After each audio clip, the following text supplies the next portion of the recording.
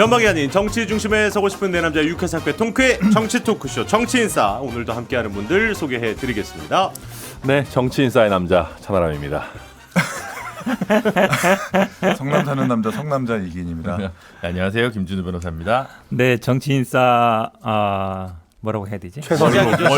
원로. 예. 현근택입니다. 네, 저는 진행을 맡고 있는 아나운서 이루고요. 또 이기인 의원께서 이 지난주에 어제에 이어서 오늘도 함께해 주십니다. 감사드리고요. 잘 부탁드립니다. 오늘 마중물 토크입니다. 오늘 마중물 토크는 두 의원 간의 고성을 골라봤습니다. 국민의힘 장제원 의원과 이성만 민주당 의원인데요. 이번 주 국회 행안위에서 두 분이 충돌을 했습니다. 역시 돈봉투 의혹으로 탈당을 했기 때문에 이성만 의원에게 장제원 의원이 아직까지 소리 지를 힘이 남으셨네요라고 약간 이제 면박을 주는 그런 상황이 발생을 하자 뭐 네 가지 막 정말 별의별 얘기가 다 나왔고 막 소리를 지르고 막 그랬는데 일단은 뭐 대부분 아시겠습니다만 모르시는 분들을 위해서 우리 김준우 변호사께서 뭔 일이었는지 좀 소개를 해주시죠. 네, 그 회의 도중에, 그러니까 행안위 회의 도중에 장제원 의원이 행안위 위원장이고, 그래서 박찬진 사무총장, 선관위 사무총장에 대해서 이제 질의하는 과정에서 북한이 선관위를 해킹한 거 아니냐, 뭐 이제 이런 거에 대한 질문들이 있었고, 외부 감사를 받을 거냐 안 받을 거냐, 뭐 이런 이제 질의들이 있었는데, 민주당을 비롯한 야당 의원들 입장에서는 아니 위원장이 그 사회를 봐야지 왜 자꾸 질의를 하냐라는 식으로 이제 의사진행 발언을 이제 하니까, 특히 근데 이 과정에서 우리 그 이성만 의원님께서 손가락으로 이제 가르치는 걸 한 거죠. 네. 그랬더니 장 위원장이 아직까지 뭐 소리 지를 힘이 남아 있냐 뭐라고 하면서 왼쪽으로 옮긴 걸 부끄러워할 줄 알아라. 그렇지. 그래서 네. 이게 이제 그 무소속이 되면서 이제 위치 변경이 그렇죠. 된 거니까 이제 그걸 가져와. 그러니까 또 이제 이성만 의원이 또 맞받아 친 거고 이러면서 또 이제 한바탕 이제 장제원 의원 중심의 어떤 고성 반간 아니겠네 고성 사태가 또 한 번 벌어진 것 같습니다. 네. 사실 뭐 어떻게 보셨어요? 나머지 분들은 이게 그 장제원 의원은 약간 화가 많으신 것 같아요. 예, 전에 뭐 국회 직원들하고도 그렇고 이렇게 좀 소리 지르는 일들이 좀 많았었는데 뭐 저희가 다루기도 했었습니다만. 저는 뭐 장제원 의원의 이 호통치는 모든 행동들에 다 동의하지는 않고 지난번 이 박찬진 사무총장한테 호통을 칠 때도 공개적으로 비판해가지고 언론 기사까지 났지만 이번에는 빌미는 이성만 의원이 준 게 맞는 것 같아요. 왜냐하면 그 현안 질의에서 조은희 의원이 예. 이제 박찬진 사무총장에게 질의를 합니다. 세 가지 의혹을 제기를 하는데 첫 번째가 이제 중앙선거관리위원회가 위탁을 맡긴 보안 컨설팅 업체가 문재인 전 대통령에게 큰 후원을 했던 사람이 대주주로 있는 회사의 자회사다. 네. 그리고 두 번째가 대선과 지선 때 꾸려졌던 보안자문위원회의 위원 명단을 보니까 보안과 관련이 없는 사람들이 있다. 그리고 마지막으로 이제 사무총장과 처장의 이제 그 자녀들이 경력 채용이 되면서 채용 공고도 없고 문제가 있다. 아빠 찬스다. 뭐 이런 식으로 이렇게 민주당이 좀 듣기 불편했던 질의를 한 게 사실이거든요. 예. 요거 질의를 하다 마이크가 끊깁니다. 마이크가 시간이 끊기고 다 나서 끊기고 나서 요걸 이제 종합하고 마무리하는 그 과정에서 장제원 의원이 이제 박찬진 사무총장한테 왜 이렇게 현안 질의를 하는데 답변을 제대로 준비를 안 해오느냐. 예.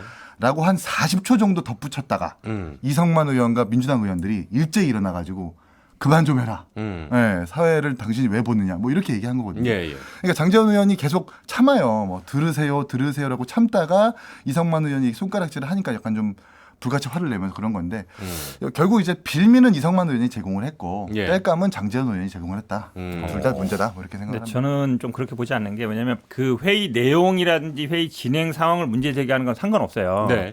근데 그 상대방의 개인적인 문제라든지 신상적인 문제를 공격하면 그건 사실 박해할 수밖에 없어요. 회의석상이잖아요. 네네. 막 이렇게 토론하고 있는데 너 뭐 지난번에 뭐 했지? 뭐 이렇게 버리면 사실은 감정이 상한단 말이죠. 왜 여기서 이런 발언을 합니까? 왜 이게 안 맞습니다? 그건 상관없어요. 근데 당신이 뭐 그 자리 뭐 아직도 힘이 남았어. 그저 옮긴 게 한마디로 얘기하면 탈당하고 당신 뭐 지금 수사받고 있는가 그런 거 아니야? 그걸 공격하는 거거든요. 예. 신상 공격하는 거잖아요. 개인 신상. 그거는 사실은 일반적인 우리 초등학교 회의에서도 그런 거 잘 안 해요. 그러니까 그거는 사실은 왜냐면 초등학교 회의는 많이 하는 것 같은데. 저도 많이 어쨌든 당했는데. 옛날에. 그런 건 피해야 돼요. 우리 방송 토론도 마찬가지예요. 방송 토론하다가 너 지난번에 뭐 하고 있잖아. 이래 버리면 확 열받거든요. 그래서 그런 건 안 하는 게 좋다. 말씀드리고 싶습니다. 그렇다 보면 이제 서로 고발하세요 뭐 이렇게 그렇죠, 되고 그렇죠. 예. 그럼 이제 자리를 떠나고 이렇게 되는 일이. 그거는 논쟁과 관련된 얘기죠. 개인 신상에 대한 건 아니었어요. 알겠습니다.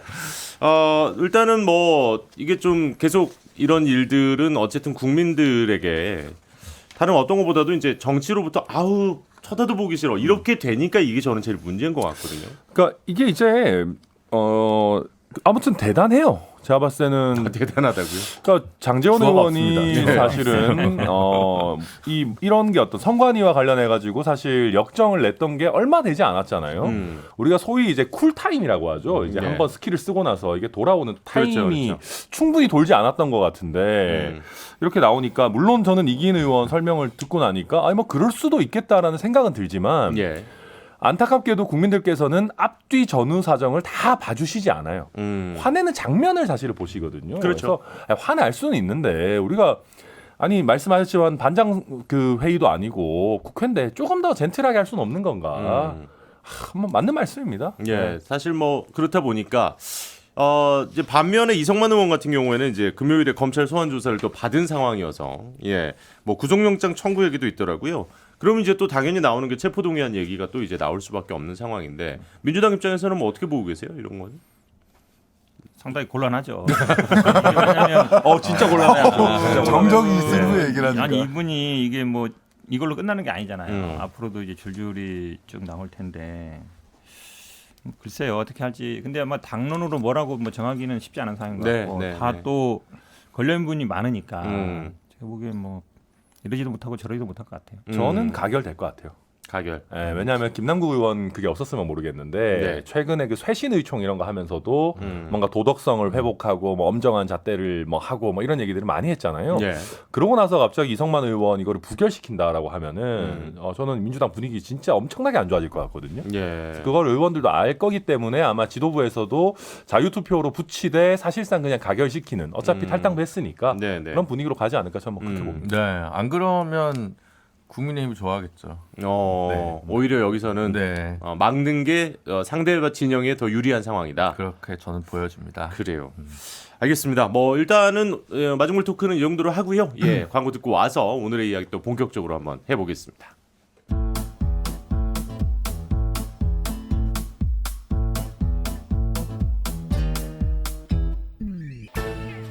유쾌한 정치 토크쇼 정치인싸. 네, 정치인싸입니다. 이번 주는 5.18 광주 민주화운동 제43주년 기념식이 있었던 날이었습니다. 여야에서 정말 많은 정치인들이 갔고요. 또 대통령이 참석을 하느냐 안 하느냐 뭐 계속 좀 왔다 갔다 했습니다만 결국 2년 연속 대통령이 참석을 했습니다.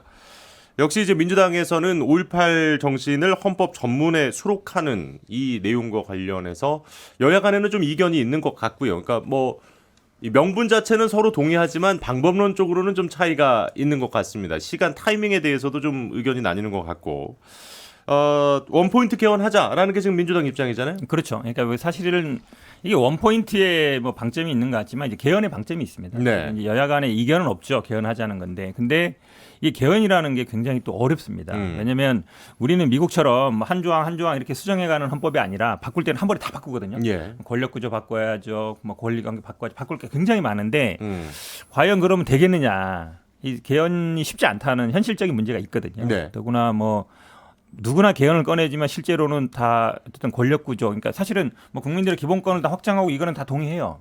근데 이제 권력구조를 어떻게 할 거냐. 여기서는 이제 이해관계가 딱 막히거든요. 그렇죠. 그렇기 때문에 잘 안 되고 있는 건데 그렇다면 현실적인 안을 좀 내야 되는 거 아니냐. 언제까지 그냥 이거를 다음에 개헌할 때 넣자라고 미룰 거냐. 예. 이게 있는 거거든요. 근데 국민의힘에서도 개헌은 동의해요. 그럼 이제 언제 할 거냐. 예. 그 얘기를 해야 되는데 그 얘기는 안 하고 있거든요. 음. 대통령 공약 사항이다. 우리도 할 거다. 근데 그럼 언제? 음. 언제 하실 거예요? 예. 뭐 물어볼 수밖에 없잖아요. 그렇죠. 근데 그거는 답이 없어요. 그런 부분 때문에 얘기하는 거예요. 그러니까 일단 민주당은 그러니까 내년 총선 때 국민투표에 이 원포인트로 해서 이것만 갖고 일단은 투표에 붙여보자 뭐 이런 거 아니겠습니까? 맞습니다. 네. 예. 김준우 변호사님은 이거 어떻게 보고 계세요? 일단 저는 뭐 원포인트 개헌안 그동안 뭐 그전에도 한 번 있었어요. 예. 20대 국회 끝날 때 김무성 의원까지 같이 해가지고 여야가 같이 국민이 개헌을 발의할 수 있는 내용의 원포인트 개헌 정도면 저는 이제 그때는 그건 의미가 있다고 생각하는데 사실은 이제 원포인트 개헌이 좀 사람들이 생각하기 아니 바꿀 거 많고 그다음에 지난 국회 때도 여야가 합의한 내용이 많아요. 예. 기본권 관련해서 예. 하려면 그것만이라도 하지. 합의되는 수준에서 그냥 하지. 합의 안 되는 거는 놔두더라도 요것만 딱 하기에는 사실은 좀 제가 이런 얘기해서 좀 그렇습니다만 비용이 좀 아까울 것 같습니다. 전국 단위 투표를 해야 되는데 그거 한 문장만 바꾸게 해서 한꺼번에 어차피 찬반인데. 네네네. 그리고 이제 여야가 이제 이거 할 때 제가 늘 그 뭔가 진정성이 없다고 보는 게 지금 행안위의 계류 중인데 그 재외국민에 관한 국민투표 관련 조항이 예. 헌법 불합치가 2014년에 나가지고 있는데 아직까지도 개정을 안 하고 있습니다. 예. 지금 물론 이제 민주당에서도 박범계 의원이 발의를 했고 국민의힘에서도 유상범 의원이 이걸 발의를 했어요. 그러니까 요거라도 좀 통과를 시키면 누가 원포인트 개헌을 하자고 민주당이나 뭐 국민의힘에서 얘기하면 제가 진정성 있게 받을 거예요. 근데 헌법재판소에서 헌법 불합치 낸 결정 중에서 제일 오래된 법률 중에 하나입니다. 지금 안 예. 바꾸고 있는. 어. 그래서 국회 직무유기 대표적인 사례로. 쓰리토반에 들어가거든요. 예. 그래서 이것도 안 하고 지난번에도 그래서 국민투표 못 한다 그랬어요. 문재인 대통령 때 개헌할 때 이거 법 안 바꿔줘서. 네네. 그러니까 제가 볼 때는 민주당도 요거를 좀 더 자기들이 하겠다는 걸 진정성 있게 던지려면 일단 요 법부터 바꿔야 돼요. 박범계 의원 안부터 일단 좀 더 밀어붙여야 된다. 네네. 일의 순서가 있다. 그래요. 아니 근데 일단은 이제 두 분이 계시니까 또 우리 국민의힘에서 갖고 있는 그러면 5.18 정신을 헌법 전문에 기재하는 것 네. 입장이 뭡니까 정확하게? 최근에 김기현 대표도 5.18 정신의 헌법 수록은 당의 입장이다라고 얘기를 한 바가 있고 뭐 대통령께서도 명확하게 이미 공약을 하셨고 올해도 이제 뭐 5월 정신이 헌법 정신이다라고 하셨기 때문에 저희는 뭐 당연히 당내 이견은 거의 없는 것 같습니다. 뭐 김재원 최고위원 이런 사람들 빼고는.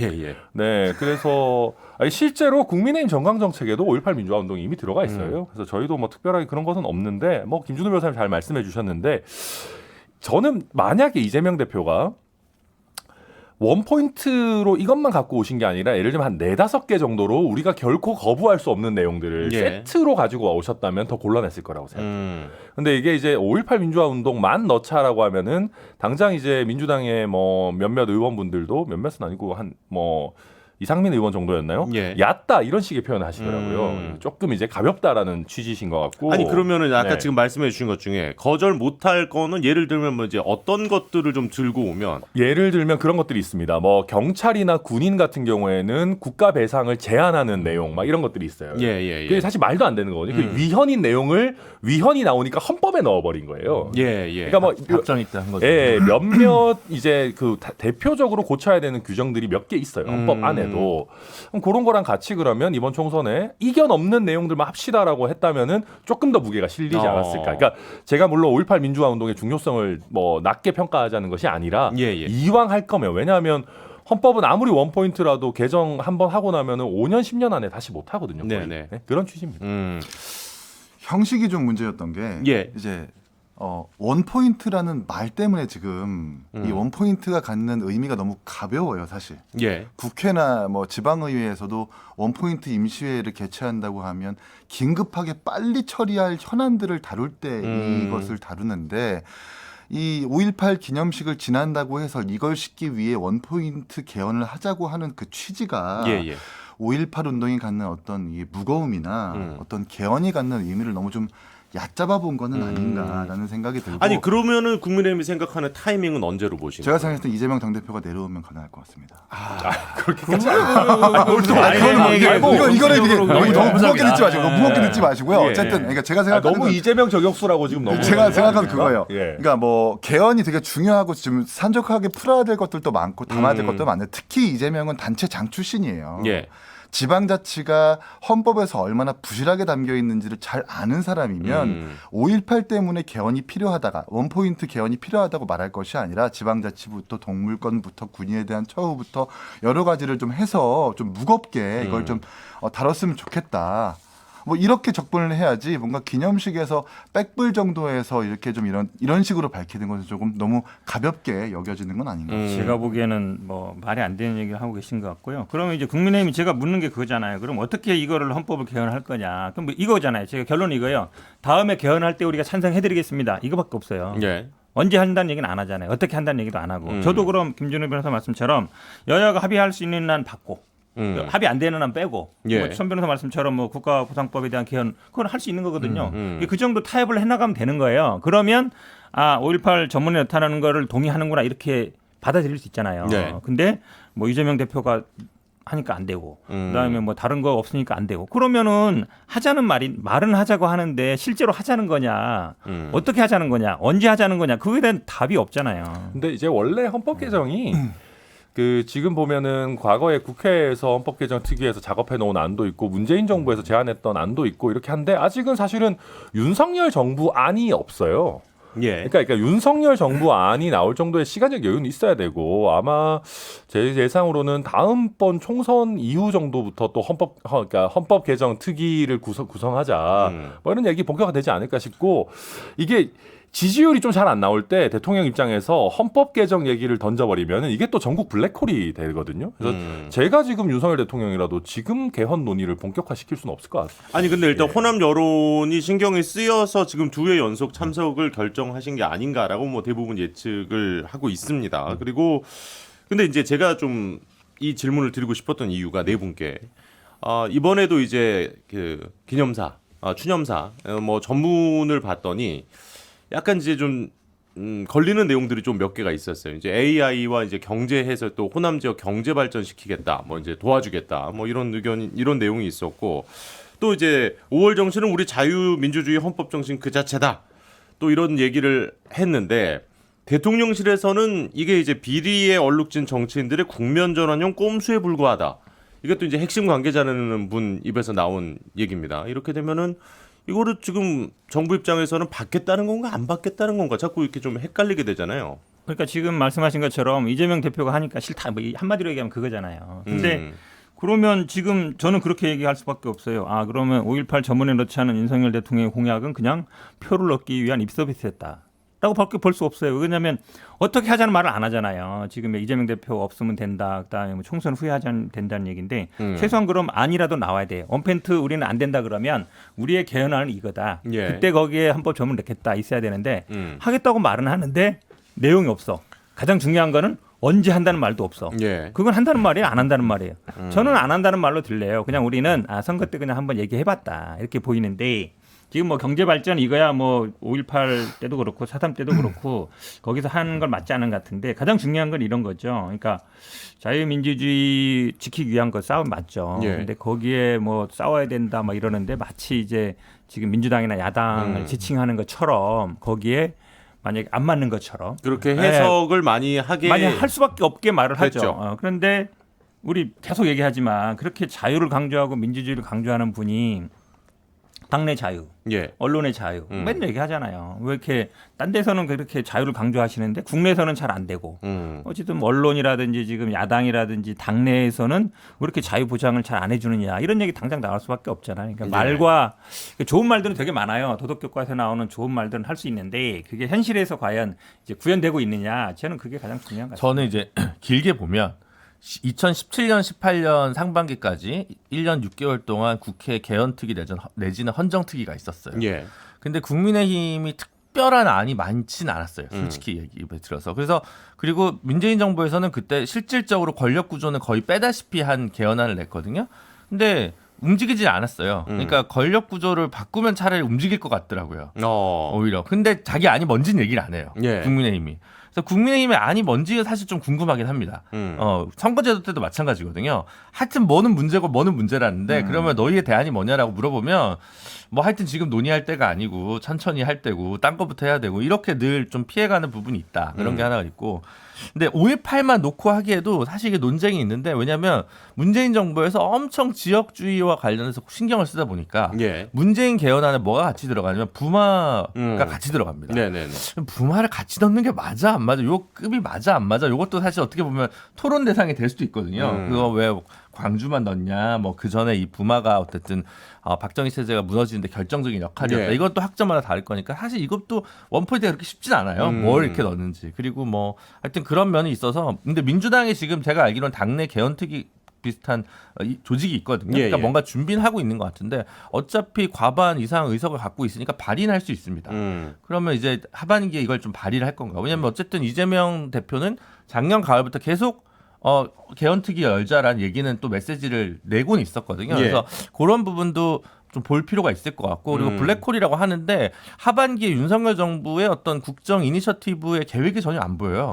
차라리 블랙홀이 필요할 수도 있습니다. 뭐 이런 부분까지 봐서 좀 하반기 정세를 한번 좀 바라볼 필요가 있지 않나. 그 국민의힘이 안을 안 내놓고 있다라는 거에 대해서는 이기훈 의원께서는 어떻게 생각하세요? 일단은 제가 농처럼 이재명 대표가 내려오면 시작할 것이다라고 얘기한 것은 지금 정부 입장에서 생각했을 때 간호법 정국이나 예. 양곡관리법 정국이나 지금 다수 의석을 끌고 가가지고 일방적으로 처리하는 모습들이 국민들에게도 보여집니다. 정부도 그렇게 생각하고 있을 것이고 예. 이것 때문에 이런 정치 환경에서 개헌을 논의하기에는 조금 좀 불편한 감이 없지 않아 있을 수 있다고 판단할 수 있겠다. 그러면 그렇기 어쨌든 때문에 총선으로 인해서 그렇죠. 좀 총선에서 맞아지면 의석수가 바뀌거나 그거는 정부가 생각했을 때 저는 어쨌든 뭐 이재명 당대표와도 대화를 해야 된다는 입장이지만 예. 어쨌든 당 지도부가 조금 더 정부 입장에서 유연하게 대화가 가능하다고 생각하는 사람들이 들어왔을 때 그제서야 그때는 이제 정부의 아니든 국민의힘 아니든 서로 내보이면서 개헌을 얘기할 때가 되지 않을까. 알겠습니다. 예. 아니 이 얘기까지만 하고 이제 빨리 광고 듣죠. 예. 국가보훈처가 SNS에 사진을 한 장 올렸는데요. 이게 뭐 의도는 되게 좋았습니다만 이 사진이 적절한가에 대해서 상당히 뜨거웠습니다. 이게 계엄군 쪽에서 시민들을 바라보고 있는 사진이었죠. 이 사진을 이제 흑백 사진을 컬러로 또 후 보정까지 했다고 하는데 광주 시민들 입장에서는 상당히 좀 분노를 느꼈던 모양입니다. 그런데 이걸 또 이제 문재인 정부에서도 썼던 사진이다. 그리고 이제 5.18 기념회에서 제공받은 사진이다. 그런데 5.18 기념회 측에서는 그렇게 얘기했어요. 이 사진을 찍어서 달라 그래서 준 거지 우리가 이 사진을 골라서 준 게 아니다. 그러니까 사진의 선택은 5.18 기념재단에서 한 게 아니라는 거였습니다. 일단은 요거는 천하람 변호사님은 어떻게 보셨는지.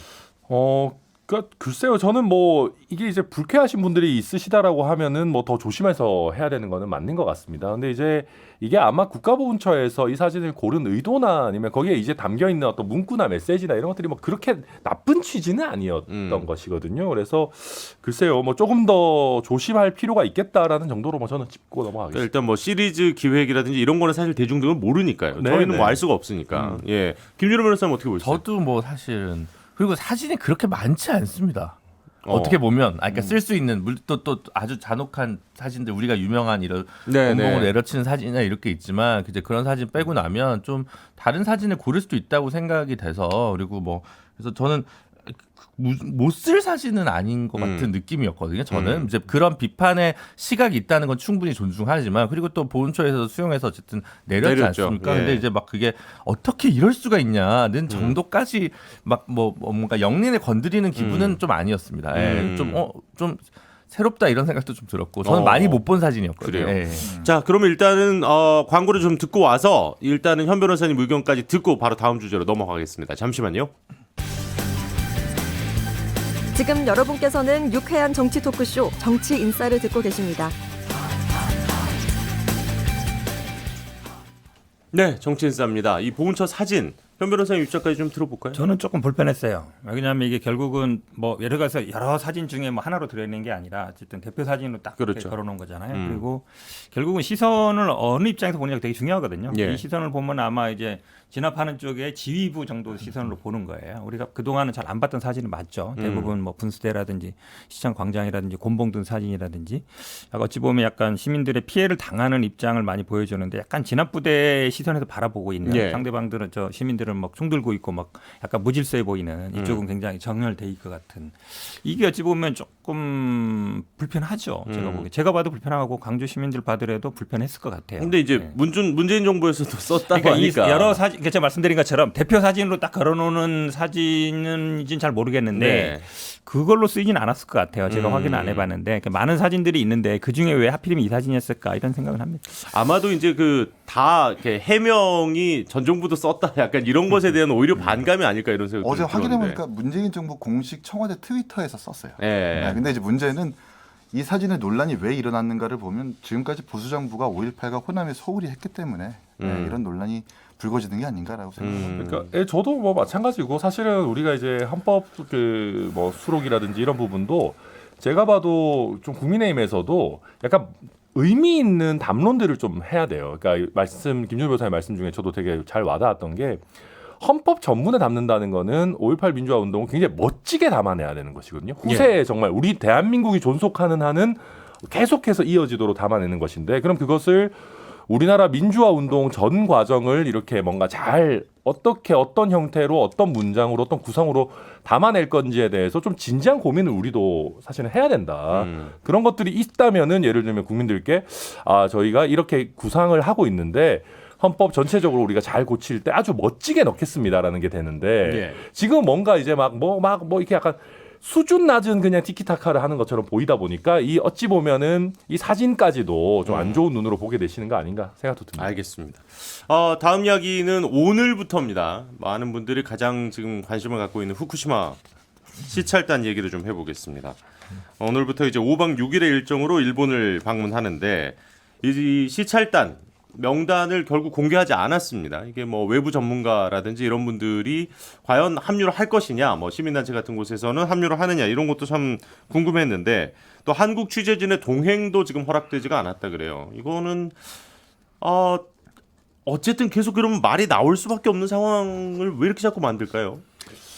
근데 이제 아마 뭐 그런 거겠죠. 취지 자체는 이제 뭐 전문가들이 이게 신상이 너무 알려지게 되면은 또 뭐 여론의 압박을 받을 수도 있는 것이고 또 어찌 보면 상대적으로 비전문가인 언론에서 이걸 계속 이제 팔로우업을 하다 보면은 좀 부정확한 정보나 확정되지 않은 내용들이 좀 나갈 수도 있는 거 아니냐. 뭐 그게 오히려 국민들의 어쨌든 민간 전문가는 참여 안 한다면서요 이번에. 이제 뭐 그러다 보니까 조금 이제 약간 정제돼 가지고 제대로 끝나고 나면 발표하겠다 뭐 이런 취지일 것 같아요. 제가 느끼기에는. 예. 근데 말씀하신 것처럼 이분들에 대해서 국민의 신뢰가 과연 담보될 것이냐 그리고 충분히 투명하다고 느낄 것이냐에 대해서는 사실 저도 좀 걱정입니다. 이거 갔다 와봐야 또 이게 충분했냐 어찌 보면은 이 믿을 수 있냐 이 논란은 또 계속 될 것 같아요. 네. 이기훈 의원께도 비슷한 맥락의 질문을 좀 드리자면 또 그 옥스퍼드 뭐 명예교수라는 분을 초대해서 강연 뭐 이렇게 했잖아요. 레든 교수님. 예. 네. 그런데 이제 거기서 뭐 1리터를 마실 수도 있다 뭐 이랬는데. 네, 1리터뿐만 아니라 10리터까지 네. 가능하다는 얘기죠. 근데 이제 일본 10리터를 내에서 그럼 마시는 쓰면 거고. 되는 거 아니냐 그랬더니 아니 그러니까 상관없으니까 흘려 보내야 된다 또 이렇게 얘기를 하셨더라고요. 약간 저 어제 그 생방송을 봤는데 좀 횡설수설하신 감이 없지 않아 있어서 그쵸, 예. 조금 신빙성이 좀 떨어지는 감이 없지 않아 있고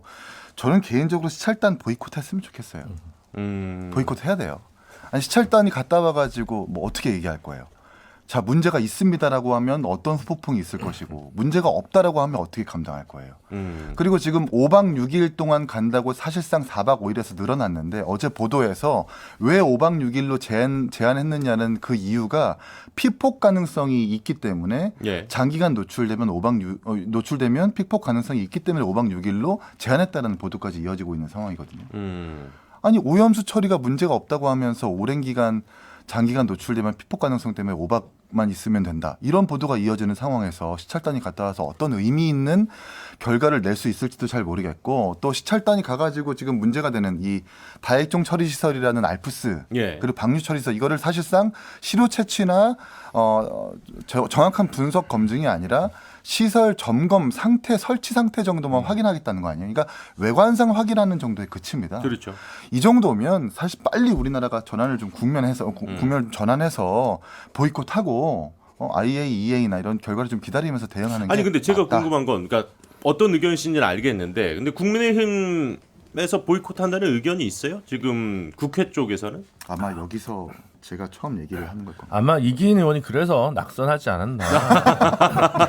왜 또 갑자기 아픈 얘기를 낙선한 사람들만 그 사적인 얘기 하지 말라니까 얘기했잖아요. 이거 진실한 공적 얘기 아닙니까? 왼쪽에서 오른쪽으로 가세요 지금. 아니 근데 이제 그러니까 제가 봐도 갔다 와도 하나만한 얘기들이 많을 것 같기는 해요. 예, 그러니까 왜냐면 뭐 명확한 결론을 내릴 수 없는 프로세스잖아요, 사실. 그러니까 예. 뭐 기껏 하는 얘기가 뭐 일본에서 뭐 예를 들면 시설 자체는 뭐 열심히 하고 있더라, 뭐 이런 정도일 수준일 건데 저도 뭐 큰 의미. 아니 근데 이제 그런 뭐 토론회라든지 이런 것들을 미루어 봤을 때 오히려 국민의힘은 지금 방류가 큰 문제가 없다는 쪽으로 지금 생각을 하시는 듯한 모양새라서 제가 질문을 드린 거였거든요. 그렇죠. 왜냐하면 지금 이 교수 초청해서 이분이 막 문제된 발언 그것도 제주도 가서 막 하고 그랬는데 네네. 다시 초청해서 강의 듣고 또 심지어 뭐 오염수가 아니다 오염 처리수라고 해야 되는 거 아니냐 이렇게 얘기하는 거 보면 결국은 이걸 받아들여야 된다. 근데 네. 국민들 정서가 별로 안 좋으니까 그래도 좀 설득 과정이 필요하다 이거 같아요. 예. 지금 이 명단 공개도 중요했는데 처음에 국무조정실에서 명단 공개한다 그랬어요. 네네. 한다. 근데 그렇게 보니까 예지가 제 뇌피셜입니다. 음. 아, 공개하면 갈 사람이 없을 것 같아. 뭐 이렇게 생각했을 수도 있어요. 그럴 수 있어요. 네. 왜냐하면 국민들이 보기에는 아니 저도 뭐 댓글 보고 이러지만 아니 문제 없으면 그냥 일본에서 뭐 농업용수로 쓰든가 네네. 공업용수로 쓰든가 아니면 마시면 되지 왜 그걸 멀리 저 태평양 불 파가지고 거기 보내겠느냐. 예. 그거는 문제가 있으니까 그런 거 아니겠습니까? 쓸 수 있는 물이면은 그냥 국내에서 쓰면 돼요. 네네. 맞잖아요. 일본 네. 내에서. 근데 그 얘기는 상식적으로 하는 얘기거든요. 그러면 지금 가서 시료 채취도 안 해. 검사도 안 해. 뭐 그다음 언론 취재도 안 돼. 뭐 시민 단체 어찌 보면 약간 이 뭐 핵 문제에 대해서 어찌 보면 좀 뭐 약간 별로 안 좋게 비판적인. 생각하는 비판적인 사람들에도 참가도 안 해. 그러면은 그냥 공무원들이잖아요. 예. 공무원의 특징은 뭐냐면 위에서 시키는 대로 대통령의 방침, 정부의 방침이 뭐다. 절대 그게 벗어난 말을 안 해요. 그럼 보고서도 뻔해요. 그냥 뭐 이렇게 보고 왔습니다. 뭐 이런 예. 것 같습니다. 결론이 나 있는 거예요. 그럼 명분만 만들어주는 거예요. 그렇지 않아도 IAEA는 뭐 문제 없다고 할 것 같고 네. 저 멀리 태평양 멀리 있는 미국도 용인하는 것 같고 우리가 가장 가까이 있잖아요. 이게 뭐 해류만 도는 게 아니라 사실은 제주도 같은 경우 배가 수없이 왔다 갔다 해요. 그렇죠. 근데 그 배라는 거는 안에다 그 수평수라 그러죠. 물을 넣었다 평형수. 뺐다 네, 평형수 평형수. 넣었다 빼가 하거든요. 그리고 수산물도 많이 왔다 갔다 해요. 그다음에 물고기들은 해류만 따라가는 게 아니잖아요. 그렇죠. 그럼 일본인지 뭐 한국인지 뭐 북한인지 알고 가요? 뭐 왔다 갔다 하지. 그런데 그런데 바로 우리가 이웃 국가잖아요. 예. 아, 이웃 국가에서 와서 보니까 왔다 갔어요. 뭐 아예도 문제 없다 그래요. 그러면 방류하는데 그보다 좋은 명분이 어디 있어요. 그런 거 딱 만들어주기에 딱 좋은 그림으로 가고 있어요. 김준호 변호사님 어떻게 보세요? 아 그러니까 계속 그 전 며칠 전에는 이제 그 기사가 난 게 뭐 한일 협의 불발 뭐 이런 기사도 나고 본 것 같거든요. 그러니까 노력은 한 것 같아요. 뭔가 해보려고. 예. 근데 무조건 간다는 결론이 있으니까 협상력이 떨어진 것 같습니다. 예. 한국 정부 차원에서. 그러니까 안 갈 수도 있다는 생각으로 협상을 했어야 되는데 일단 가는 거 자체가 뭔가 한일 교류를 더 확대하는 그림이다라고 최고 지도자가 그렇게 판단을 하니까 밑에 있는 실무자들이 뭘 할 수 있었을까 싶고 저도 이제 이기인 의원처럼 당연히 이렇게 그러니까 무조건 안 가야 된다는 게 아니라 특정한 조건이 성취가 안 되면 안 갈 수 있었어야 되는데 제가 봤을 때는 실효성이 없는 방문이 될 것 같아서 상당히 비관적입니다. 오염수가 맞습니까? 처리수가 맞습니까? 네 분 생각은 어떠세요? 근데 저는 이왕이면 그러니까 지금 이제 우리 같은 경우에는 검증을 좀 강화해야 되는 입장이잖아요. 그러면 굳이 우리가 이걸 처리수로 불러줄 필요는 없는 것 같아요.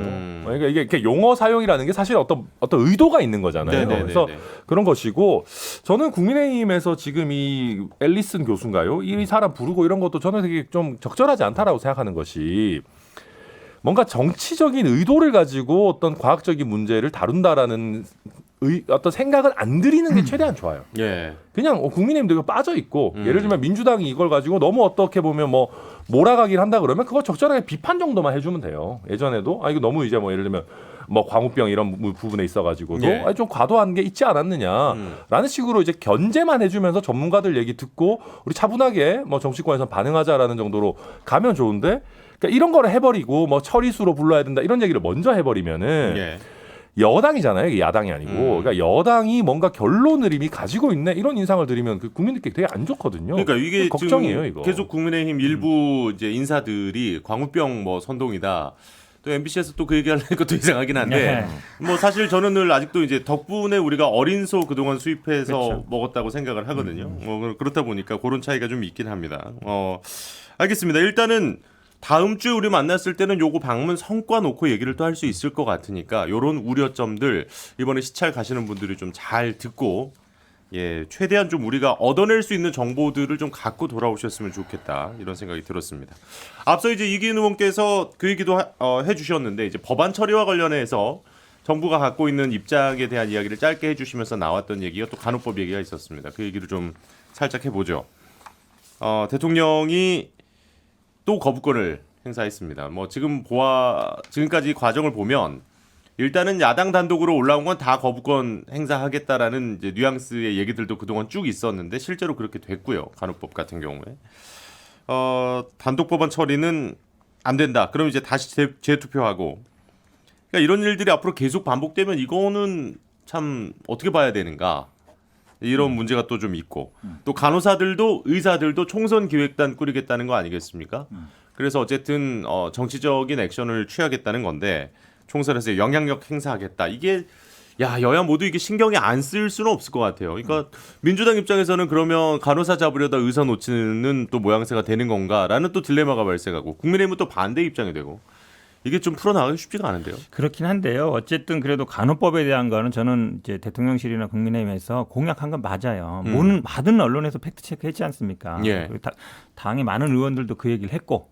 그때 원희룡 그때 당시 정책본부장도 얘기했고 윤석열 대통령도 거기 가서 얘기했고 그러면 기본적으로는 우리가 공약집에 없으니까 공약한 거 아니다. 이거는 너무 궁색하단 말이에요. 그럼 예. 우리가 국민들이 언제 공약집 찾아보면서 공약했느냐 아냐고요. 방송에 나와서 아니면 그 협회에 가서 우리가 하겠습니다라고 하면 믿는 것이지. 예. 그걸 나중에 하겠다고 했는데 공약집이 없어. 그러니까 공약 아니네. 이렇게 판단하진 않는단 말이죠. 그러면 기본적으로 최소한은 대통령실이나 국민의힘에서 이거는 공약이 아니니까 안 해도 된다라고 말은 하면 안 돼요. 예. 그거는 국민들의 약속이기 때문에. 근데 예를 들어서 이럴 수는 있죠. 그때 공약 있었는데 이렇게 막 직역 간의 견쟁이 할 줄 몰랐다. 더 논의해보자. 이렇게 가야 되는 거예요. 근데 지금은 우리는 공약직이 없어요. 우리 공약 안 해요. 그러니까 거부해도 상관없어요. 하는 거는 무책임한 거예요. 그 말씀처럼 쪽수를 따질 수는 있어요. 간호사표가 많고 뭐 국회 여기 지금은 오히려 의사들만이 아니라 간호조무사까지 하면 이쪽이 더 많다고 볼 수도 있어요. 네. 숫자적으로는 어쨌든 간호사 아닌 사람들이 다 들어 있으니까. 근데 그거는 어찌 보면 약간 뭐 현실적인 그러니까 상업적인 비즈니스 차원에서는 많은 쪽에 하니까 좋다라고 할 수는 있겠지만 네. 정치의 기본적인 신이 도의라는 게 있잖아요. 그래서 저는 그 부분, 그러니까 우리가 공약 아니다라는 말과 그다음에 공약을 안 했기 때문에 우리가 안 지켜도 된다, 안 해도 된다라는 얘기는 최소한 하면 안 된다라고 봐요. 김준호 변호사님은 이 안에 대해서 어떻게 보셨어요? 근데 제가 예전에도 여기 방송에서 얘기할 때 이게 좀 애매하다고 말씀드린 이유가 뭐가 바뀌는지 저는 솔직히 잘 모르겠어요. 그렇죠. 네, 근데 그러니까 이제 따로 떼어놓는 게 사실 골자였던 법안이었잖아요. 네, 그렇게까지 뭐 차이가 있는 것 같지는 않고 의사분들 입장에서도 이게 그래서 약간 미묘한 것 같아요. 이걸 계기로 더 어떤 것을 내줄까봐 겁내하는 것이지. 미리. 예, 당장에 뭐가 있는 건 아닌 것 같고. 네. 그렇다고 뭐 간호법이 꼭 통과돼야 되냐라고 얘기하면 그렇다고 해서 이제 간호사들의 열악한 처우나 이것들이 개선되냐 그것도 아니거든요. 예. 그러다 보니까 이게 막 뭐랄까 남북 관계 같다. 그러니까 별로 변화 없는 그런 부분인 것 같고 사실은 그 어디죠? 그 전공의 협의회에서도 그런 얘기를 하고 예. 실제로 그 보건의료 쪽에서 좀 사회운동적 성격을 가진 데서 얘기하는 게 그러면 환자당 그러니까 간호사 1인당 환자 숫자나 예, 예. 의사 숫자 이거를 좀 법제화 해가지고 선진국 기준으로 낮추는 것이 예. 맞다. 그거를 담긴 민생 의료 법안이 실제로는 나와야 되는데 그런 얘기가 아니다 보니까 저는 사실은 저의 관심사 밖에서 좀 멀어지게 되는 부분이 있는 것 같습니다. 약간 그러니까 그 뭐랄까 서로 삿바 싸움을 하고 있는데 네, 네. 제일 중요한 얘기를 안 하고 있다는 느낌입니다. 네.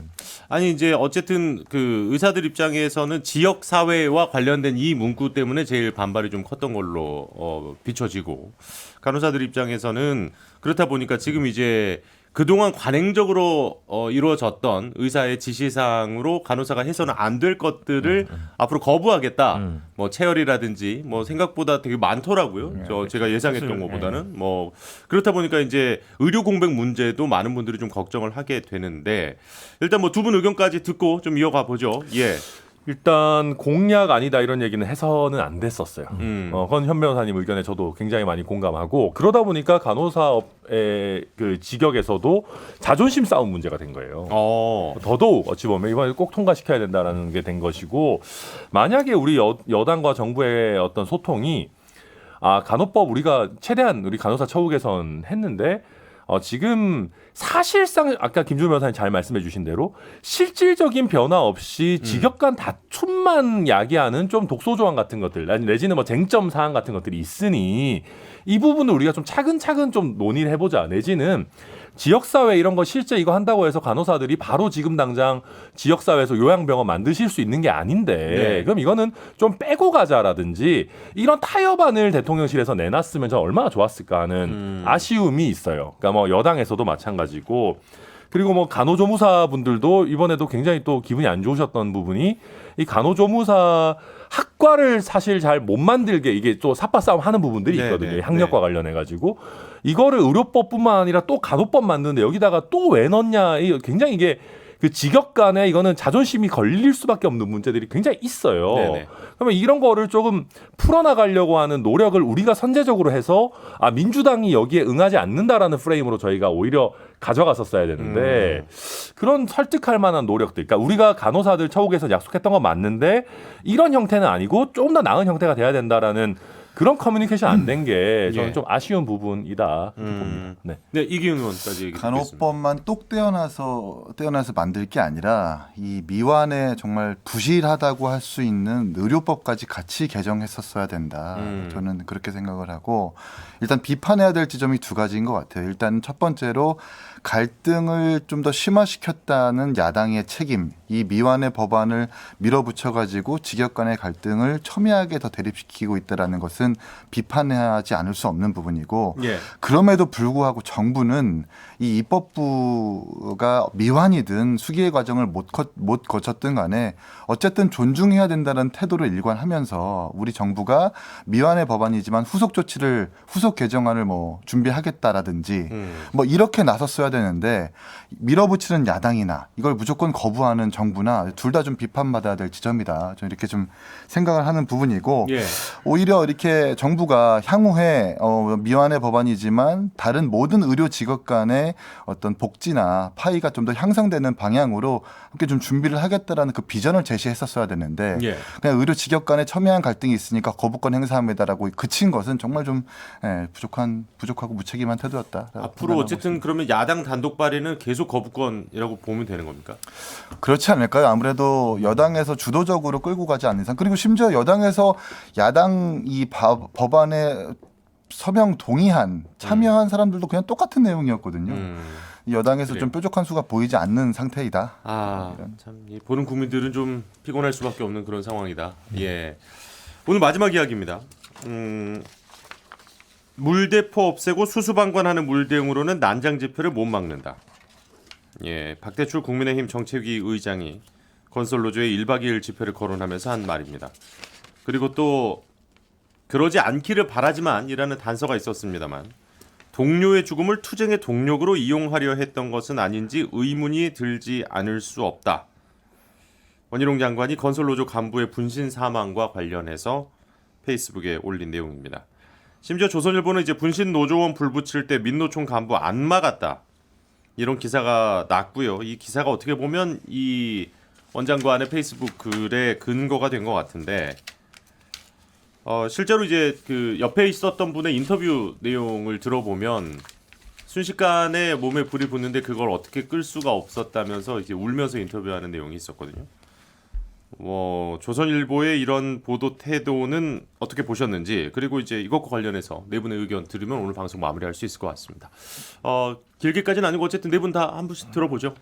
80년대 프레임으로 하면 뭔가 계속 먹힐 수 있을 거라고 대단히 착각하고 오인하시는 것 같아요. 네. 박대출 의원이나 원희룡 장관이나 그때는 뭐 보고 듣는 귀가 많지 않아서 여당에서 얘기하고 큰 신문에서 받았으면 그런갑다라고 생각하고 오인할 수 있는 좋은 환경이었는데 이번 경우는 전혀 다르고 그리고 뭐 이제 뭐 불법 어쩌고 얘기하는데 이게 아마 1박 2일 건설노조가 집회하면서 뭐 밤새 뭐 일부 공간에서 뭐 술판이 벌어졌다 네. 뭐 이런 문제인데 그럼 경범죄 처벌법으로 처벌하면 될 문제지 이게 무슨 네. 뭐 노조법으로 가져와가지고 뭐 불법합 이렇게 될 문제는 아니거든요. 집회를 그냥 한 문제니까. 그래서 제가 볼 때는 그 국정 지지율 끌어올리기 위해서 가상의 적을 좀 부풀려서 과대포장하고 만들어서 이념적 보수를 결집시키기 위한 전형적인 나쁜 정치, 혐오에 기반한 정치라고 생각이 돼서 되게 좀 2020년대에도 이런 문법이 계속 회자되고 이런 기사가 나오는 거에 대해서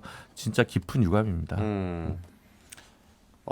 조선일보는 도대체 뭐 독자 제공 그거는 어디서 나온 거냐 뭐 이런 사실 의문점도 있었습니다만은 언론이 많이 팩트 체크를 했잖아요. 결국은 네. 아마 검찰청 CCTV에서 예를 들어서 이렇게 거기도 얘기한 거 우리가 언론한테 제공하지 않았다 이렇게 얘기해요. 그랬죠. 네, 검찰 측에서는 제공하지 않았다고 얘기를 했어요. 그러니까 언론에 네. 딴 사람 통해서 갈 수 있는 거고. 그러니까 우리가 찍은 게 아니다 이렇게 얘기했으면 명확하겠죠. 네. 근데 뭐 팩트 체크 보니까 그쪽에 찍은 것 같고. 근데 아는 사람이 저 앞에서 지금 신나 뿌리고 있고 라이터를 들고 있는데 예를 들어서 당연히 말리지. 어떤 사람이 안 말리겠습니까? 네. 그분도 말렸다는 거 아닙니까? 근데 신나라든지 이런 걸 이렇게 턱 볼 때는 그냥 우리가 그 휘발유나 신나는 폭발력 굉장히 있잖아요. 그렇죠. 그럼 거기 가서 어떻게 꺼요? 맨몸으로 꺼요? 자기 타줄 각오로? 예를 들어서 뭐 소화기가 있거나 예. 이랬으면 했겠죠. 근데 그거를 사진 그 한 명만 딱 보고 그때 그 옆에 주변에 기자도 있고 일반인도 있었다는 거 아닙니까? 그분들도 다 놀랬겠죠. 그러니까 이거를 가지고 만약에 정치적으로 투쟁의 수단으로 삼으려고 했던 게 아닌가 의심이 간다라고 생각하면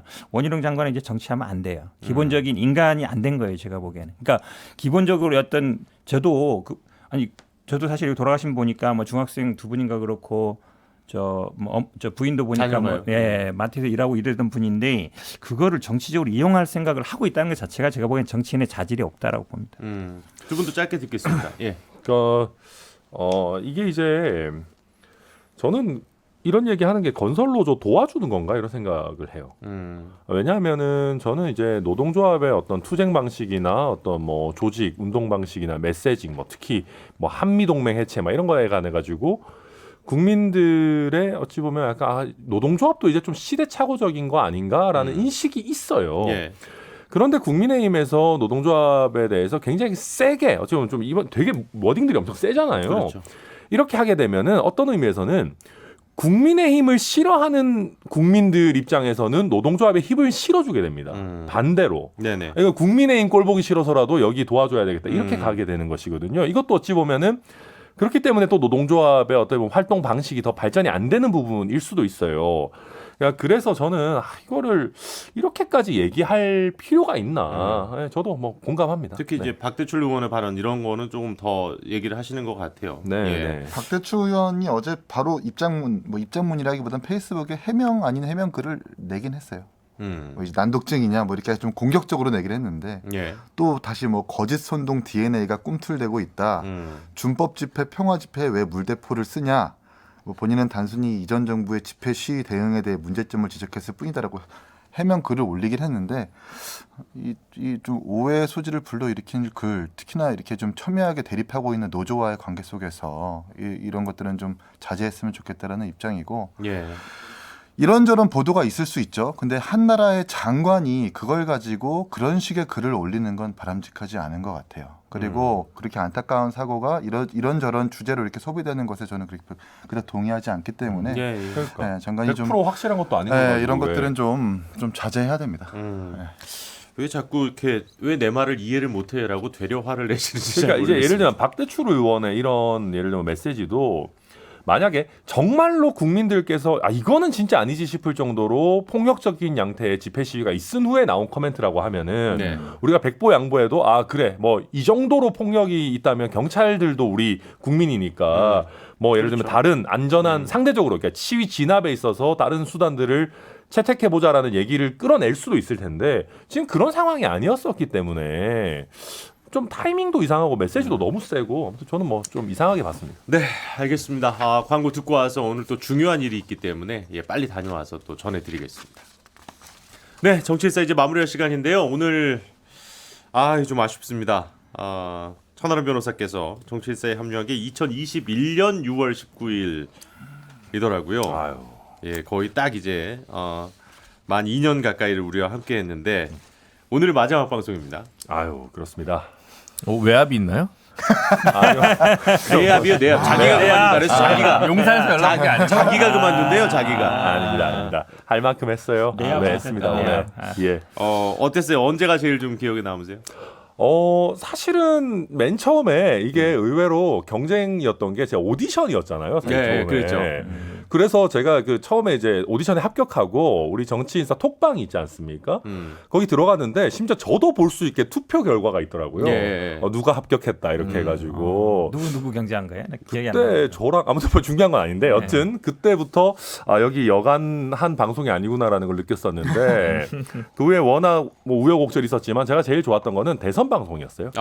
우리 같이. 예, 그러니까 저희가 이겨서 좋았던 것도 있지만은 대선 끝나서 이제 좀 더 편하게 얘기할 수 있겠다라고 예. 해서 저는 그때가 가장 뭔가 좋았습니다. 네. 아니 뭐 천하람 변호사께서 이제 또 본격적으로 이제 또 순천을 위해서 열심히 뛰어보겠다고 방송을 다 지금 끊어내고 예. 내려가시는데 저희도 늘 응원하고요. 근데 의외로 SOS 치면은 되게 빨리 다시 오실 수도 있어요.